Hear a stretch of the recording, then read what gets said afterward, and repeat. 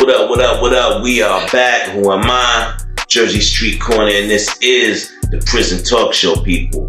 Today, people, I have a very special story for y'all. One that y'all wouldn't think y'all would hear on this channel. But it does exist in the prison systems, and you are gonna hear about it, people. This is about a cold gangster Crip named C4 and how he lost his way, y'all. Coming up next on the Prison Talk Show, we're gonna get into it.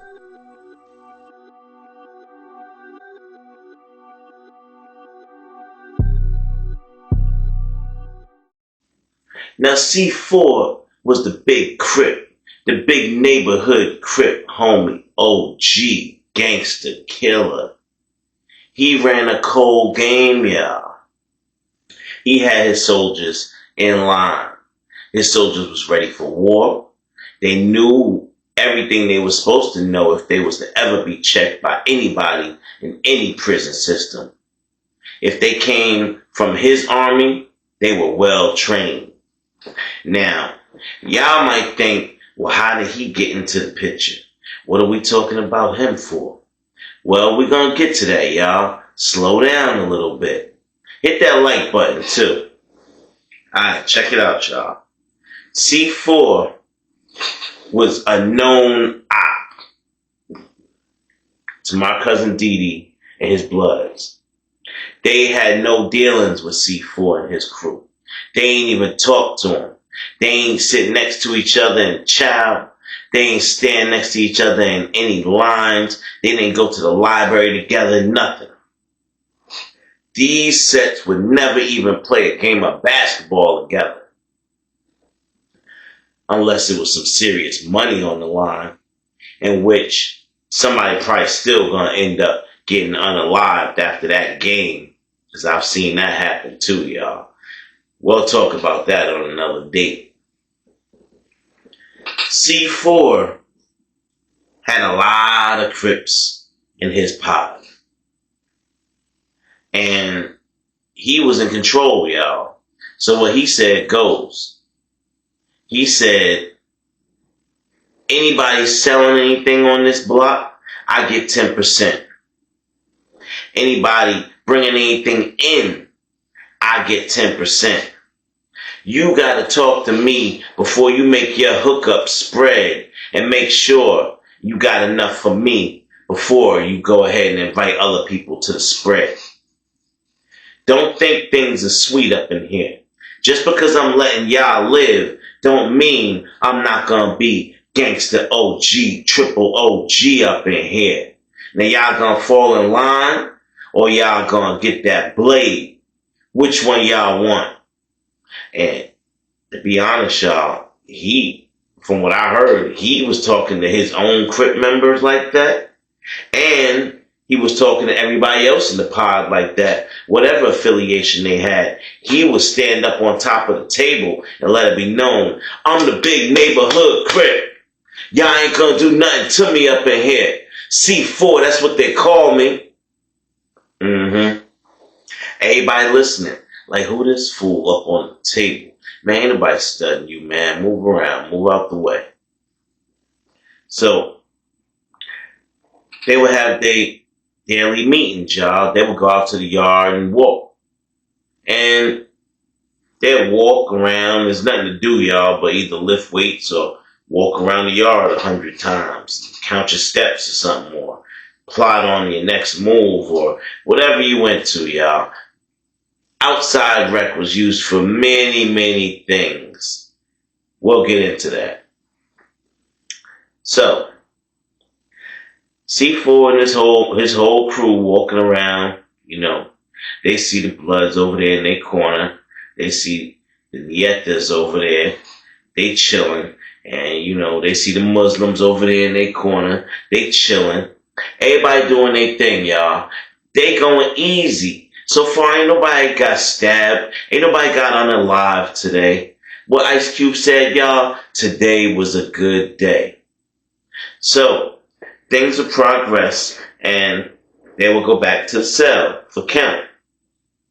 Now, Immediately after count, y'all, C4, he will always tell his homies at 9 o'clock, I need y'all to make sure y'all keep y'all eyes open. The front of the pod, the back of the pod. And I need two of y'all to guard the showers. Make sure don't nobody, even y'all, don't nobody come in these showers between 9 and 9:20. Do you understand me? And, he gives this job to his young guns, his gunners, the ones that he know gonna enforce for him. And he go out and spread the word. And they tell everybody else, yo, look, y'all, this what C4 said. We gotta make sure don't nobody go in those showers between 9 and 9:20. Y'all understand me? I don't know if he gonna go in there and get money, whatever it is, we gotta make sure we follow his orders. Alright? Alright. Alright, y'all. If y'all remember in one of my other videos, y'all might not have seen it. I mentioned a dude named CJ. And he had two punks over there in his dorm named Sentiment and Seduction. Well, he also pimped out many other girls up in there. And y'all, he had a contract going on with somebody in the pod.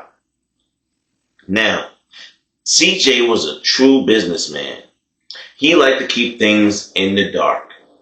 He didn't want to know who he was doing business with, and he didn't care. As long as those Newports kept flowing in, those packs of Black and Miles, those shots of coffee, as long as they kept coming home with the goods, he didn't care who was taking care of his girl. So, every night around 8:45, CJ would send one of his little boy girls over to the pod. And the boy girl wouldn't return till about, say, 9:30, 9:45 at night, right before countdown. But when the boy girl came back, he'd be loaded up. He'd have shots of coffee, candy bars, honey buns, you name it. He might even have gave him some nicotine to bring on back over to the pod, or something else. So, as time would go on, CJ would keep doing this because he getting money, y'all. He getting all of that commissary and reselling it, and then getting 3 times, 4 times back when he rented out to people. So CJ killing game. He getting money on top of money. So he don't care nothing about what's going on over there in the other pod. All he knows he getting his money. Right? So one day, the boy girl, and I'm going to tell you the name was Tangerine, y'all. I've been trying to avoid saying the name because calling another grown man Tangerine is suspect. Pause. And I really don't like doing it. So I'm going to say the name one more time for y'all, and probably not too many more times in this video. Tangerine is the name of the boy girl that was sent to infiltrate the pod. Okay? Now, this boy girl has strict instructions, y'all. Go over to the pod, don't talk to nobody, make a straight beeline for the shower. And remember, you have to be in that shower, in position, hiding, before 9 o'clock. Before all the Crip homies get back in from rec and start hovering around the showers and marching guard to make sure nothing happening to they big homie neighborhood OG Crip. Right? Alright. Now, this will go on for weeks, y'all. C4 think nobody don't know what's going on. Every night, he in there meeting up with this punk, y'all. He in there drilling a punk. That's right. He is the Crip leader. He's the one calling the shots. The big baller. He in there going against code, nailing a Crip. Excuse me, y'all. Nailing a sissy. A boy. Yes, y'all. He ain't have a CO in there. He ain't had no women in there. He was in there nailing a boy. Now, he must have had his hand on his mouth or something to muffle his mouth or sound or something, because nobody heard nothing. Nobody knew nothing. And this would go on. And the way they would get it off is at, say, like right before 9:30, he would tell the boy girl, listen, go hide right there in the corner right there. And around 9:30, they all gonna start coming in here to check on me, make sure I'm alright, and escort me out of here. As soon as the coast is clear and I'm out of here and you don't see no more of the Crips, you go ahead and scurry on out and go ahead back to your pod. And they got that off, y'all. For weeks, he was getting that off. This guy was going to town on that boy, girls, you know what. Yeah, y'all, I'm not going to say it because it's disgusting. But yeah, he was going all up in him. Doing the unthinkable, y'all. And you can't even call it great because he was getting paid. He came over here for the commissary, y'all. I mean, this boy girl would leave with a bag. A bag, y'all. That's disgusting. And come back for the same punishment every night. Now, what y'all think about that, y'all? What y'all think? Get in the comment box and tell me, what do y'all think about that, y'all? Y'all say, yeah, I know y'all looking at me like, well, don't knock him. Why you knocking him, Corner? Let that man live his life. He's not a man.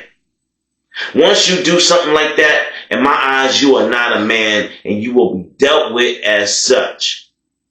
Now, you can't go through the prison and act like things didn't happen.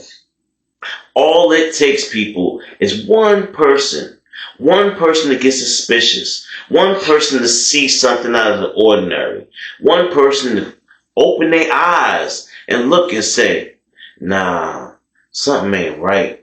Something ain't right over there. And well, y'all, that's what happened. Eventually, C4 was getting caught.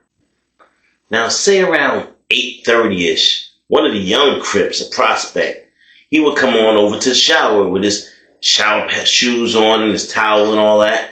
And he told the homies, hey, yo, I know C4 coming up in here in like 30 minutes. But listen, let me go ahead and get my shower in real quick. I just hit the weight pile. Let me go ahead and get my shower in real quick, and I'm going to get on out the way. I only need about a good 7 minutes. I'm not going to stay in here long because I already know the rules. And they all, yeah, no doubt, homie. It's all love. It's all love. Go ahead, do you. We got you. Go ahead. Now, y'all, young boy will go ahead and shower. And as he's washing up, he notices he's not by himself, y'all. Now, he in there washing up, and he get done. And he looking over his shoulder, and he sees somebody crouched down, kind of. Somebody crouching down in the corner. But it's dark, and he can't tell. So he don't, know if he got soap in his eye or his head playing tricks on him. And he don't think nothing of it. So he go ahead and dry off, and he go ahead and walk out the showers. Now, he don't say nothing to the homies about it because, like I said, y'all, he don't realize that, yeah, somebody really was crouching down in that bathroom hiding. But nobody's supposed to be in that bathroom, so he think his mom playing tricks on him, or it was just the soap in his eyes, or maybe he just got a little dizzy turning around fast or something. So he don't say nothing about it. He go ahead about his way or whatever. Go ahead to his cell so he can get dressed. Now, y'all, a few more minutes will go by, and here comes C4. He coming on down into the shower. His normal routine. He get on in there, start washing up. Then the next thing you know, 2 seconds later, there go the boy girl popping on out, butt naked. He already butt naked in the shower, waiting for him, waiting for C4 so he can go ahead and get up behind him. Well, I can't explain what happened in that shower because nobody was in there. But supposedly, you know, there were a few sounds. Even though he had his hand must be around his mouth. Come on now, you can't be nailing some guy like that and expect no sound to get out. So you would hear a grunt here and there, supposedly the homie said. So, this is where it gets real dirty, y'all. He would go ahead and back on out of his ass. Pause. And he would wash off. And he'd tell the boy girl, get back in that damn corner. Get back in that corner till I tell you it's safe to come out. Boy girl, listen. Go ahead and scurry on back down the corner. Get his clothes on. And get back to hiding. So then, C4 go ahead on out the shower. He take his homies with him. He said, alright, y'all, come on. Alright, y'all. And then he tell him, alright, hold on real quick. Got my towel. He goes back. He's like, alright, Jim, get on up out of here. Go ahead, get out of here. He grabbed the towel. He run back over there to the homies real quick. Alright, come on, y'all, let's go. Now, young boy that I mentioned earlier, he ain't with them. He had just got out the shower, so he didn't report for duty just yet. He getting dried off in his cell, y'all. And from the cell, he has a perfect view of the bathroom, of the shower stalls. People coming in and out. He sees the boy girl sneaking out of the shower, y'all. On its knees, crawling out. Now, he tried to slide on up out of the pod because he don't belong there. He go to C-pod with CJ. He tried to slide up out the pod like ain't nobody see him. The young boy already peeped him. So he ain't making fuss about it. He said, alright. I gotta go tell one of the OGs. I gotta tell one of the OGs what I seen. And they gotta make a call. Because he can't make a call at his level. He's not a shot caller. If he made any insinuations or try to do something himself, he might get hurt. Possibly unalived, y'all, for going over bounds. Yeah, it's a thing, y'all. Look it up. You can't do nothing without being sanctioned. Alright, y'all. So he find the OG. And the OG said, come on, man. You gotta be playing, right? You be lucky I don't smack the crap out of you for saying that right now. You talking about the OGC4, triple OG neighborhood homie Crip. He said, look, man, I'm going to give you the benefit of the doubt. I'm going to stake it out. I'm going to stake out the showers. And we're going to find out. And if what you saying is not true, you're going to wish you was never born. You're going to have to hit that gate, my guy, because you will not be allowed to live on this block anymore. And he said, nah, I know what I seen. I know what I seen, triple OG. Trust me. Let's stake it out. And that's what they did, y'all. So they set it up, y'all. Same routine. C4 will come to the shower and think that his detail is doing the job as normal. But nah. Now they have their eyes open. They looking out for anything out of the ordinary. And oh yeah, by the way, instead of setting up shop at 9 o'clock, nah. They lurking around in the low. They hiding. They looking around from corner to corner of the cell pod to see who's running up in that cell around 8:30, 8:45-ish. Lo and behold, people, in comes the boy girl. And now I'm going to say his name one more time just to make it entertaining for y'all. And I don't want to be biased. I don't want anybody to think your boy is biased. I just don't like the name, y'all. All right. Tangerine. The boy girl name is Tangerine. Tangerine come running up in the pod real quick and go ahead and shoot right to that shower. Now, they already seen him. They seen him. Oh yeah, they seen him going in the shower. They already know what it is. Now they looking at the young boy like, I can't believe this boy telling the truth. So now They're going to take the time to go ahead and fully investigate. They're going to look into what's going on in that shower. They're going to get closer and closer as C4 enters that shower. Man, when I tell you it was about 10 Crips at the entranceway of that bathroom, waiting to see what was going to happen and watching, they saw the punk jump out of the shadows butt naked, y'all, and jump in that shower with C4. And C4 start doing the unthinkable. I mean, Pound Town. What Sexy Red said, take him to Pound Town. That's exactly what C4 was doing in there. And he only had 5 years left, people. He only had about 5 years left. And he in there going to Pound Town on a dude. On a dude, y'all. A dude with red hair. This is some unbelievable nonsense, y'all. They can't believe they've been following a punk. Yeah. Because now you considered a punk, C4, and you gonna have to get dealt with. So they just back on up. They act like they ain't seen nothing. They keep doing their detail. Oh, we gonna have to run game. We gonna have to pass the ball because we can't do this and officially not get DP'd by the other sets. So if we want to stay on top of our game, we gonna have to put a hit out. And that's where the Bloods came in, y'all. Yeah, y'all. The Bloods happily took out a hit on a Crip OG leader for commissary. Yeah, y'all. They went right up to him. They said, listen, OG, we see you got a problem on your hands. We could take care of that for you. All you gotta do is hit us with 50 soups, 20 boxes of miles, 10 cartons of cigarettes, and a couple of hygiene products to do it. And we'll take him up out of here for you. They said, bet.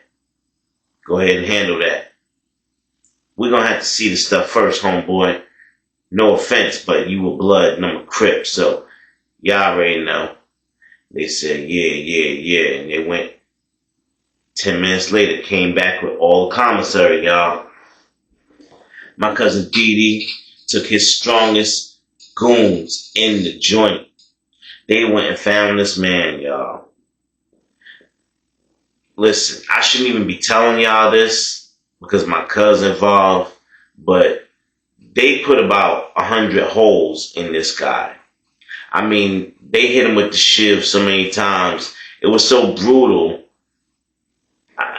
The whole room had to get cleaned thoroughly because there was red liquid everywhere, all over the walls, the floors, the beds, everywhere.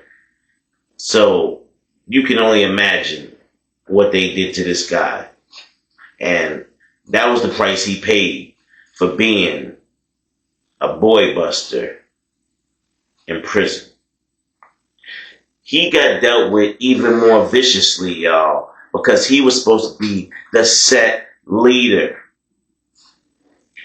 Ain't none of that happening, y'all. Ain't no set allowing you to bang punks. End the story. So I want y'all to stop the cap.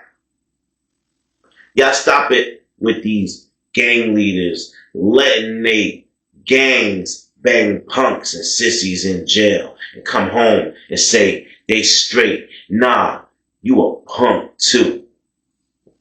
Get it straight, people. Get it straight. So I guess the moral, if anything, you're going to take out of this story, y'all, don't lie about who or what you are, because in the long run, it'll probably come back to bite you in the end. Don't fake it till you make it. That's the worst advice anybody has ever taken in the prison system. Fake it till you make it. You cannot fake it till you make it when you're around gorillas and killers. You know what I mean? Alright, y'all, that's going to wrap this one up. This is your boy, Jersey Street Corner, and this is the Prison Talk Show, people. Get at me in the comment box. Let's get active. Let's talk about it. Let me know your thoughts and your feelings. Alright, I'm out. Make sure you subscribe to the channel. I drop a new video every other day. And you never know what corner's gonna be talking about. If you have any specific topics you'd like to hear, get in the DMs, people. I need to hear your suggestions. But right now, I need you to hit that like button, share the videos, and subscribe. Show your boy Corner some love. Alright, y'all, with that, we out.